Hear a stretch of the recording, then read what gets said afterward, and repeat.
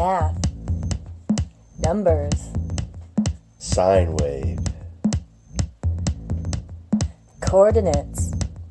radius, Let's factor. Let's factor more. polynomials, Numerator. equations. Good to see you.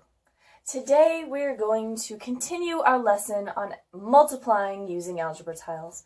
Now you may be thinking, Miss V, I loved the last lesson.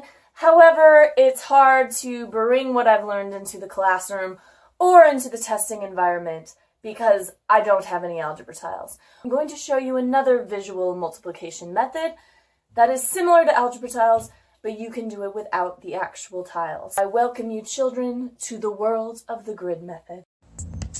Proportions. Proportions. Numbers.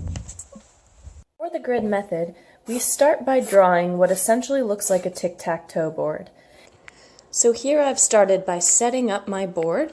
I have the algebra tiles on the left and the grid method on the right. And now I'm going to go ahead and start multiplying one step at a time. X times x is x squared. Another one makes 2x squared. I've written that on the right side. Then we've got 1 times x makes x. 2x times -3, -6x. You'll see that I've turned those over and made them red. And then lastly, 1 times -3. Once we've multiplied all four possibilities, we're now going to add together the four terms in the middle. Now we have to be careful here about which terms combine.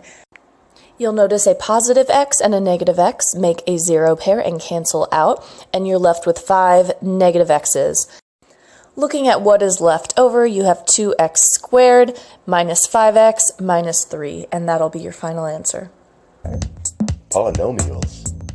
This time we're going to try the grid method on its own without the algebra tiles. Here we've got x plus 5 times 5x minus 2. I'm setting it up similar to what I would do with the algebra tiles.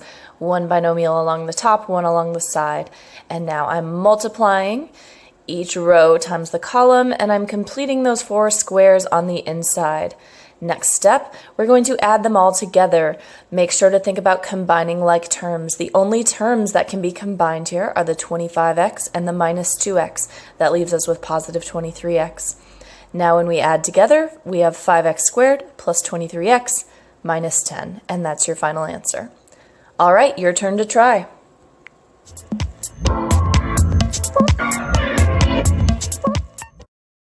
I hope that you have found this video useful and that you will be able to extend the grid method into your classwork. May your day be filled with that joy of curiosity that only mathematics can bring.